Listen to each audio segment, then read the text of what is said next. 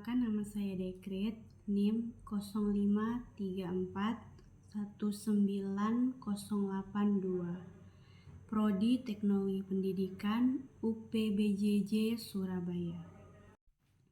Untuk tugas yang ketiga ini, saya akan membahas beberapa materi yang sudah diberikan dari sesi yang pertama hingga sesinya yang ketujuh.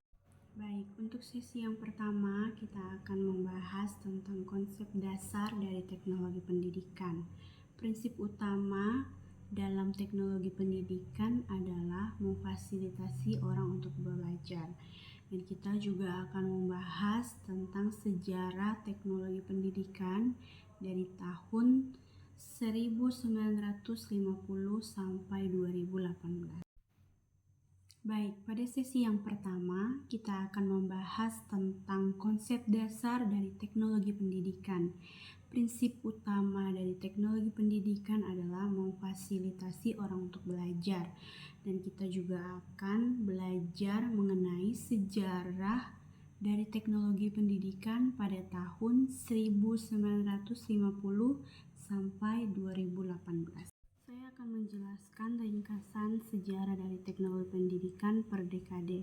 Pada tahun 1950, teknologi pendidikan dipraktekkan sebagai pengguna media pembelajaran, terutama radio, televisi, film, gambar, dan alat bantu audio visual untuk membuat pembelajaran lebih efektif dan menarik.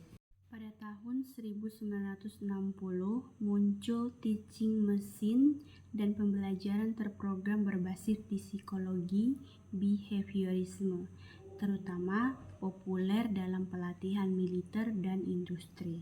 Pada tahun 1970 fokus bergeser ke desain sistem instruksional, perencanaan, implementasi, dan evaluasi pembelajaran secara sistematik dan sistemik.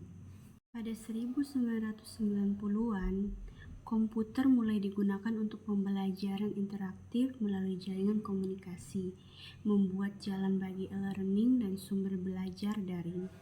2000 hingga 2018, teknologi pendidikan makin luas, mencakup internet, perangkat seluler, sumber belajar, dan definisi AECT 2008 yang menekankan belajar, kinerja, etika, dan pengelolaan proses teknologi.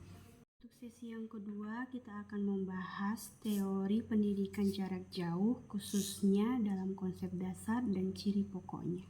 Konsep dasar PJJ. Ada 3 hal konsep dasar PJJ. Yang pertama, keterpisahan fisik antara pengajar dan pendidik. Yang kedua, penggunaan media untuk menyampaikan isi pembelajaran. Dan yang ketiga, adanya organisasi pendidikan yang mengelola proses belajar dari perencanaan sampai evaluasi.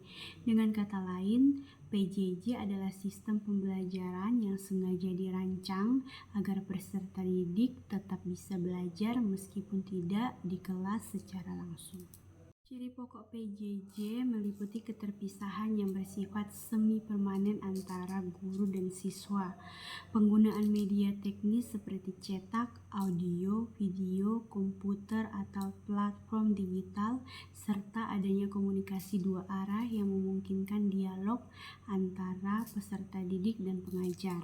Selain itu, PJJ biasanya memiliki organisasi pembelajaran yang mengatur bahan ajar, bimbingan, dan layanan akademik sehingga berbeda dari belajar mandiri biasanya. Mengapa PJJ diperlukan? PJJ diperlukan karena mampu menjangkau peserta didik yang terhalang oleh jarak, waktu, pekerja, kondisi ekonomi, dan keterbatasan geografis. PJJ juga memberi fleksibilitas belajar, memperluas akses pendidikan bagi masyarakat yang tinggal jauh dari pusat pendidikan, dan membantu menjaga keberlanjutan pendidikan ketika tatap muka sulit dilakukan. Yang ketiga, kita akan membahas variasi pendekatan pembelajaran pada PJJ. Virtual pendekatan. Yang pertama, virtual learning. Pembelajaran berlangsung dalam kelas maya yang terintegrasi, sehingga peserta didik dapat mengakses materi, tugas, diskusi, dan evaluasi dalam satu sistem. Yang kedua, hybrid learning.